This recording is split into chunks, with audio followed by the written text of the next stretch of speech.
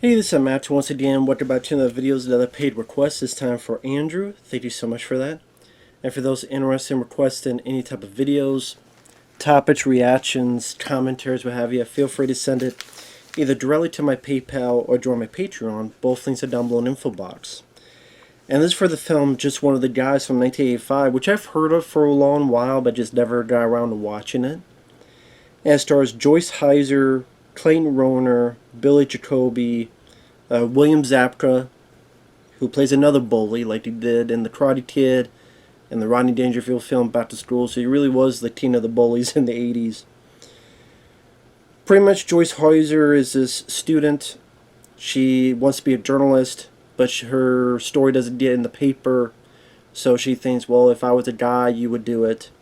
So while her parents are on vacation, she pretends to be a boy, goes to a rival school, and sees if things will be different. While she's doing that, she meets this guy played by Clayton Rohner who doesn't know that she's a girl, and pretty much her trying to help him come out of his shell,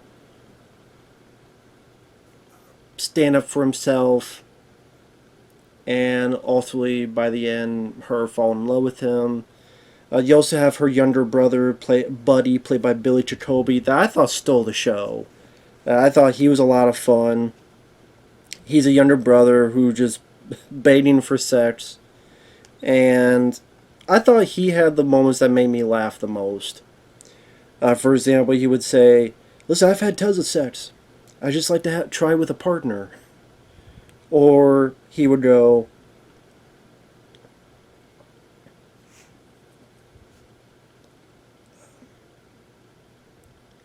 what was the line? I want to get right. "I'm horny? Yeah, aren't you embarrassed? Listen, horny will kick embarrassment's ass every time." So I thought that was really the way he said it too. Because I don't know what else Billy Jacoby has done. I looked it up. Apparently, he was the young Dar. I guess the young Beastmaster in the first Beastmaster movie. Okay, yeah, he looks familiar, but I don't know what else he's done since then. He might have been something I've seen. I just don't remember. But like I said, there are moments where, for example, I want he's trying to teach his sister how to be a guy, how to walk, and how to stand. He's like, let's try something. Stretch your balls. No, that's not how you do it. And she's like, what if my balls don't itch? And then he turns and goes, listen, all balls itch. It's a fact. And the way he said it, and his demeanor, and the way he said it was made that line funny. With such seriousness, a deadpan. Oh, like there's another bit where he's with his sister and the phone rings and he picks up the phone and he's like, "Hey, yo, scumbag, suck your own. Sam, you buff face. Mom says hi." Like, that's what I mean. I'm like, I know something's up, but it was the guy knew how to deliver the dialogue well, and he was definitely my favorite part of the movie. And Joyce Heiser did fine. You know, her mannerisms of trying to act like a boy, I could buy it a bit, and her face, like, it wasn't too preposterous of an idea. It wasn't like Soul Man, where I was supposed to buy Seatow's house as a black guy. So it wasn't as preposterous as that, or as weird as that movie. Which, funny enough, that also had R.E. Gross, and he was in this movie, I believe, in a smaller role. And that's one bit I didn't like. Some of these supporting characters. Yeah, you had these two guys. One's R.E. Gross. He was the star of House 2, the second story. And they pretend to be Martians for some reason. Aliens. That got annoying real quick. Really fucking quick. But thankfully they're not in the film too much. You have this other guy that likes iguanas and snakes. Okay, I mean, he was He's in it briefly enough, it doesn't bother anything, but I just have a bit of a quirk in the movie. Billy Zabka, I mean, he's playing, might as well be the same guy from The Karate Kid and Back to School. Dick-faced bully. Who likes to fuck with people in the cafeteria, dump food on them, lift up the table so that the people on it sitting down, they fall off. Him being a dick. I do like that they don't go too far in the whole sexism angle, because if this was made nowadays, that's all it would be. Every 5 minutes about sexism, sexism, sexism. They don't do that. In fact, even as a boy, she tries to put her story in the paper and it still doesn't get in. So,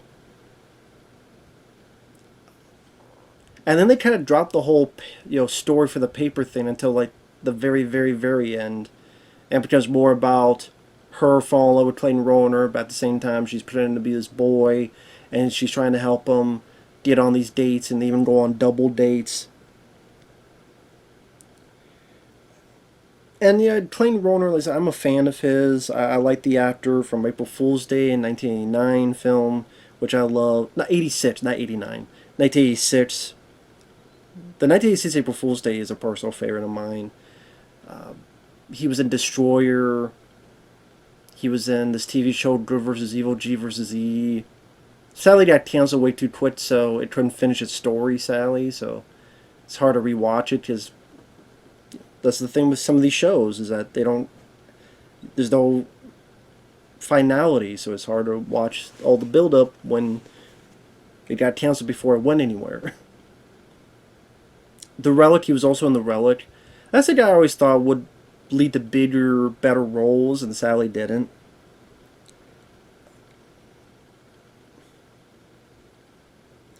Sometimes the humor or the situations felt, I don't want to say sitcom-wise, but it's like, okay, her having to deal with a boy's bathroom. Okay, it's her trying to get out of being in the gym, being in the locker room. She gets the water sprinklers on, so they leave, or she has a fake doctor's note, or she's trying to act cool in a men's bathroom. And I didn't feel either way about it. I wasn't laughing, but I wasn't like, oh my god, what the fuck is it? It was like, okay, yeah. And this is probably a movie that was ahead of its time, because now this might, if someone, I wonder nowadays if they look at this and go, they see in a different viewpoint with different eyes. Because now it's an everyday occurrence.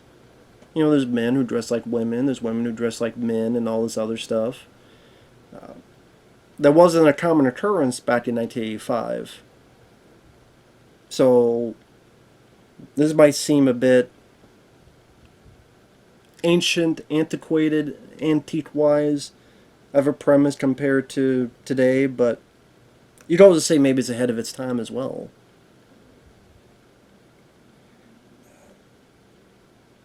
I thought Joyce Heiser and Clayton Rohner worked decently together. Like I said, Billy Jacoby as the younger brother stole the show. Anytime he was on, he make me laugh. Sometimes the pacing was a bit off and sluggish. Sometimes I'm kind of going like, where is this going? Because again, like the whole paper bit kind of dropped off, and then came back to like the very, very end of the film. But the actors did their jobs well, and the soundtrack was there. There's nothing for me noteworthy in the soundtrack. Others may disagree, but nothing in the soundtrack that made me go, "Oh wow, I gotta listen to that song again." At least nothing awful, but nothing.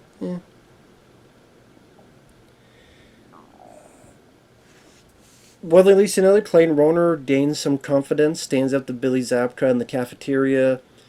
There's the prom. There's a fight that happens at the prom. Ultimately, Clayton Rohner fights Billy Zabka. And then ultimately, like the bits between the Joyce Heiser, she has this boyfriend in real life, and she's trying to have to explain again and again like why she has short hair, this and that. those scenes I could do without. I mean, I get it. It's to bring the lead character a bit more drama, a bit more of stuff to deal with. Because not only she's dealing, pretending to be a boy, but she's also dealing with her real boyfriend, not finding out this and that. I get that. But it didn't seem like really anything much came of it.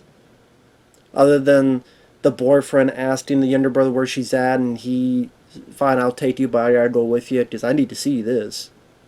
And ultimately, the little brother helping his sister out during the Billy Zapka fight, and they both get dumped into the water, and that's where Clayton Rohner finally fights Billy Zapka, and Clayton wins.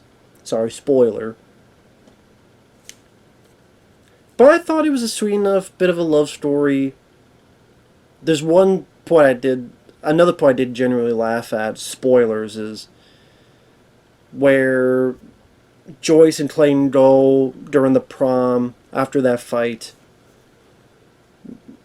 Listen, I gotta tell you something. I already know. You're gay. I'm not gay, I'm a woman. Oh, sure you are. So it's a wide shot, and she pulls her shirts open, you see her tits. And the line where he says, "Where do you get off having tits?" I never really thought of having it worded that way, but the way Clayton Rohner said it, and the way he's like, "Where you get off having tits?" Again, just the way he phrased it was unexpected. It did make me laugh as well. So ultimately, she writes a story. He forgives her eventually, and I don't know who the fuck the younger brother's there, and there's this woman on a motorcycle. I don't know who the fuck that is. Was that someone I saw earlier and I didn't notice? It's like this woman on a motorcycle, and she just stops and goes, "Hey, buddy." I'm like, who the fuck is this person? Now he gets on the motorcycle, they ride up, but was that someone I missed earlier? If so, I apologize, because that girl seemed like she came out of nowhere. But overall, I thought this was entertaining enough. You know, there's certain moments here and there I thought was sluggish in terms of pacing. The whole R.E. Gross and his buddy being Martians was irritating. Did not need to be in the fucking film. Billy Zapka, I mean, just playing another bully. There's really nothing special. Just nothing special, just him playing a bully. Although to be fair, I think this is after Karate Kid, but before, I think before Back to School, because I think that was '86. So, and you know he's fine.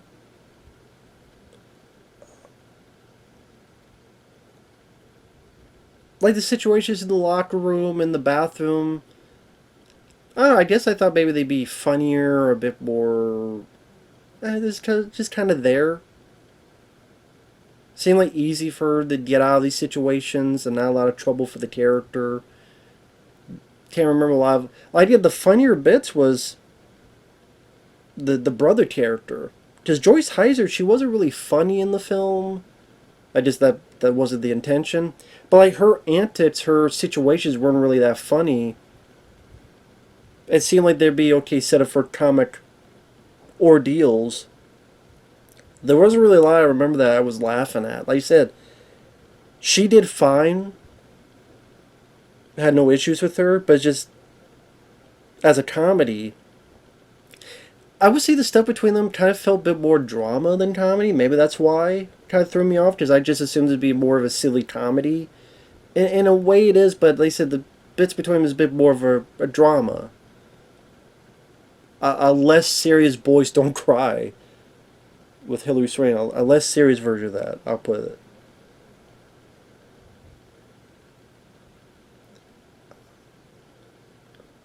And definitely not as raunchy as I thought it would be, because sometimes some of these 80s, it's not Porky's.